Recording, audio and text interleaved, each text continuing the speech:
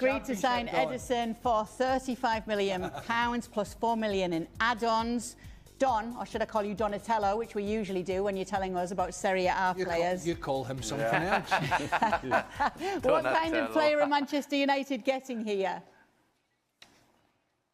Oh, okay. He's the player I thought Liverpool would have got when Fabinho left Liverpool. Outstanding player. He's a player. If you think of Manuel Ugarte at Man United, and he got brought in because he wanted to rat around the place and get stuck in, well, Ederson is completely different. This guy can play. You see his touch maps and his heat maps. He's all over the pitch. He's all action. You'll see his touch maps on the left-hand side, the right-hand side, millions of touches in the middle. He plugs gaps. He's aggressive. He gets the odd goal. He's one of these players where when Man United play, you'll probably look at Bruno Fernandes and you look at Cunha and you look at Mbeumo and you might look at Sesko and your eyes might not catch Ederson. But he is a manager's dream. Honestly, for 36 million at 26, he's an absolute bargain. He'll slot straight in there. He can handle the ball. Every box you want to tick, ticks every single box. He's not flash. He's not flamboyant. He's just a real team player and a superb footballer. He's a great signing for Man U. Is there a reason why he's that price? Because I remember Gab on here a couple of weeks ago was talking about Ederson. And all of the things that Don's just said, he said was Ederson of 18 months to 2 years ago before he got an injury. Is that a reason why he's so cheap? No, do you know what? And Kale probably know. The Italian market, they don't sell for like you don't see loads of Italian players. Well, I can't think of any going for 80 to 100 million pounds. It just doesn't happen. It's a market that's when it gets rated for like 20 million, 30 million, 40 million. They're not like extortionate. And I don't know why Serie A bosses or the hierarchy there don't value their players a lot higher. I think Atalanta are a very good club and a well-run club. So they'll think 36 million is a lot of money. With this contract Premier League standards, it's not. I think maybe we're a little bit spoiled in the Premier League. Yeah, and maybe we're a little bit spoiled in the Premier League where to sign a player, you've got to go, Declan Rice, 100 million. Enzo Fernandez, 100 million. There's still these players that you can buy for like 36 million who you'll go, what a superb buy, and that's what he'll be for Man U. He's a terrific player. You know, Sam, Don, we've worked together a long time. I've never heard you mention Ederson. We never asked. No, but you're telling me... You never asked, exactly. Well, no, Kay asked you about Ederson, and we on this show, on a daily basis, have talked about midfielders and signings for various clubs over weeks, days and months. I've never heard you mention Ederson. But you're on here tonight telling me he's a second coming. If you were listening, No. If you were listening, I said he's the one Liverpool should have got. Yeah, but you only said that tonight. You never said that at the time. No, don't remember that. Okay, with everything that he's told you about Ederson. He said that at the did you say that at the time? Because we've got people here, believe it or not, they can check the tape. No. Take them a couple of weeks. I can't lie. We'll get the team on it. I can't lie. Does it fix any of United's shortcomings? Oh, yeah. If he does what Don said, then 100%. He'd fix it. He would play for anybody. I want him at Liverpool. Can we hijack the deal? If Don had talked about him sooner, you might have been able to put that news out there. Yeah. Well, look, the good news is for United is it's things are way more positive at the moment. Aye. You know, Michael Carrick's been given the job. They finished the season really strongly. The place just seems like a happy place to go in to train. Obviously, Bruno Fernandes contentiously got the Player of the Year, and lots of people got upset about that because they've got nothing better to do. So they've got the makings of what could be a good side, but depending what they do in the summer, you know, I've talked about Luke Shaw buying the left back. Obviously, Harry Maguire's got this disappointment in the World Cup, but he's not the long-term answer. They've got Heaven and they've got Yoro, who are relatively young, but so there are areas of the side they have to obviously get better. That goes without saying. They've not really contested in the Premier League for a long time, but the place just feels as if it's in a much better place. And they can only they, Man United, can make a mess of that by signing the wrong players in the summer. See what happens when you've got an English coach at the helm, Frank?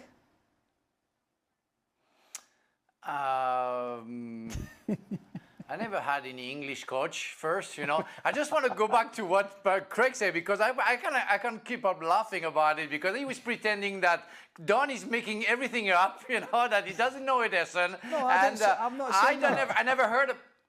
Well, you're not saying that, but you're not too far from there. But I never heard about Ederson. I saw him only playing once, but I want to believe that Michael Carrick, a former Manchester United midfielder, very good one, will hire somebody that he can trust, can be as good as Michael Carrick has been for Manchester United. So, Don, I believe you, unlike some people. No, I know Don watches a lot. I know Don... Frank, Frank, just to let you know, Frank, I mean, the guys love a chuckle at this. My job over here, Frank, in England, is to commentate on Serie A. So I know my, I know my players when I see one. Listen, and we all know that. However, the point stands. You've described Ederson as a player that, as Stevie said, could walk into the team in the world, and I've never heard you mention him before on this show. That's my point. But if you were listening to him in England, you'd have heard it. If you'd have been listening to him in England on the commentary for Serie A, he talks about him all the time. I don't care what Don does in England. I care what he does here. Bring it here. Stuff England. Have you seen how they broadcast in England these days? It was send you. So let's take a deeper look at exactly what Manchester United are getting in Ederson. We're going to show you is that he could be a very dynamic and versatile midfield option for Michael Carrick. Let's take a look at this and start by looking at his contributions both with and without the ball. Now, this graphic is made up of every Serie A midfielder who played more than 2,000 minutes in the league last season.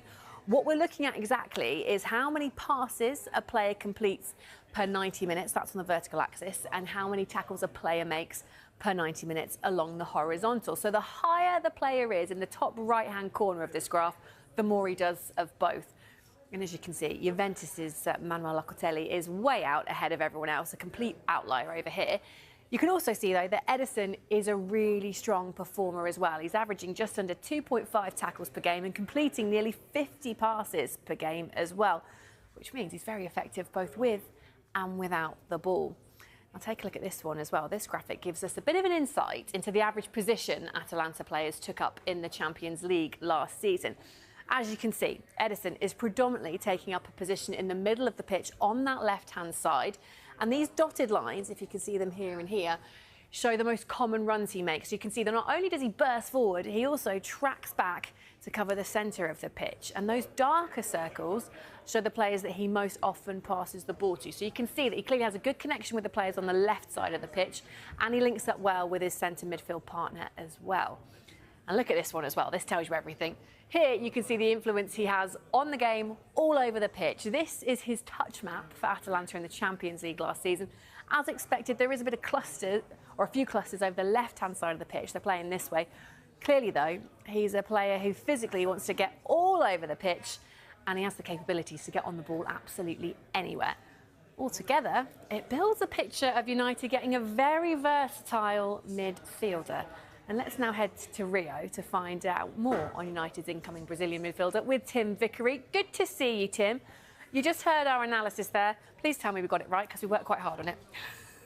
No, I think that's terrific work. I mean, if you look at his heat map, Hannah, hotter than July, isn't it? If I can just hold my hand up here, a couple of years ago when Manuel Ugarte came in to that central midfield position, I thought he'd be a great fit for United. And that one clearly hasn't worked out, has it? And I think one of the reasons why, when he's a good player, and Bielsa loves him for Uruguay, he's going to figure very much in the World Cup, is Ugarte. But one thing is, United, you need a little bit more on the ball about you, don't you, than Ugarte has brought. And I think that the strength of this Ederson move is that he gives you the ball-winning capacity of Ugarte, with much, much more as well, much, much more dynamism. And he is a midfielder in the plenitude of the word, in that he's going to do anything that you want him to do in that space, all over that space, doing a great deal all the time. He's the words I was going to come in with, but you stole them from me. Dynamic, versatile. Oh, it's one mind. We're all on the same page. I mean, for those who haven't seen him in action then, who would you compare his style of play to? I think there's quite a lot of Bruno Guimaraes in him, and he's that type of midfielder. He's a little bit of everything. He's not a specialist in any one thing. And that gives Michael Carrick lots of lovely options, doesn't it, in the way that he wants to build his midfield. And I'm sure that United's flair players, the likes of his compatriot, Matheus Cunha, for example, will be loving this, because all of that dynamism is going to help give a platform for those lads up front for United. So we know he's versatile then, but what's actually his preferred position? Does he see himself as a 6 or an 8? I think he just sees himself as a midfielder. I'm not even particularly sure that distinction makes a great deal of difference to him. I think he'll do what's necessary between games, within games. And another thing, Hannah, that I really like about him, and I think is really important with United, strong personality. I mean, the first time that I saw him, his first real serious professional football in Brazil was with Cruzeiro. Now, that's a big, big club. And they just won everything. But they were sinking in financial debts and off-the-field scandals.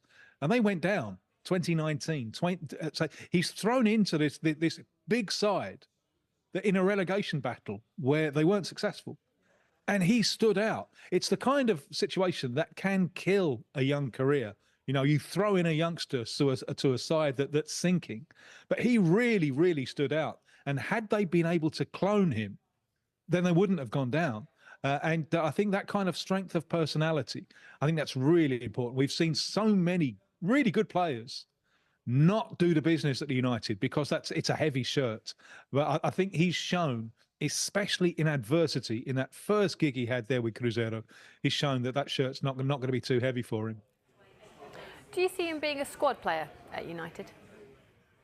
No, I see him being more than that. So, I mean, obviously, with the return of European football there at United, there's going to be some rotation. But I certainly don't see him as a squad player. I've seen some online stuff being a little bit down on it, that, you know, this isn't a huge name. Well, probably the only reason it's not a huge name is that maybe he spent too long at Atalanta. Fabulous club to play your football. You know, it was 2 years ago that he was a key part of the side that won the Europa League. But I wonder, from the position of the development of his own career, if he thinks that maybe he should have been a little bit more ruthless and moved on earlier. It certainly would have helped his World Cup chances, Hannah. Well, on that World Cup chances and that side of things, he made the initial Brazil squad, but he won't be travelling to the US, Mexico and Canada for the tournament. So why exactly is that? Well, there's a lot of competition. And also, when he played for 3 clubs while he was in Brazil in the first division, but without a particularly high profile. And he left very early. And he's been with, you know, even though Atlanta punch above their weight, he's been with relatively small clubs. He was called into the squad under the coach before Ancelotti a couple of years ago for the Copa America. And he got on the field a couple of times. But he's competing with players with a higher profile. And he was competing then with João Gomes of Wolves. Now, João Gomes has a profile over here in Brazil. He won our Champions League, the Libertadores, with Flamengo. Another one he was competing with, André, also of Wolves. He won our Champions League, the Libertadores, with Fluminense. These players have profiles, and that really makes a difference. Just as an aside, it shows you what an extraordinary story it is that Igor Thiago has broken in to the Brazil squad for the World Cup without playing first division football in Brazil and playing for Brentford. That really is an extraordinary story. That is climbing Everest the hard way. But it is difficult if you haven't got a big constituency in the press pushing for your inclusion. Maybe had this move happened a couple of years ago, maybe the higher profile would have got him in. And moving to United, even last year with United not having European football, it did wonders for Matheus Cunha with Brazil. Well, Ederson is coming up 27, and I'm sure he'll think that he's got at least one more World Cup cycle left in him, so he can make up for that in 2030. But in order to do that, he now has to do the business with United. He has a big club. That gives him a completely different platform. So this is a move in his career, which I think is make or break. Well, with that in mind then, what is the current perception of Ederson in Brazil? Is he flying under the radar a little bit? Yeah, a little bit. Exactly because of that. Exactly because his brief experience here He wasn't there playing for clubs that were competing for titles, and he moved early and he's gone to smaller clubs. Brazil produces so many players. It's just not possible for everyone to fly over the radar. But I'm telling you, going to United will do wonders for his profile, and it will give new opportunities.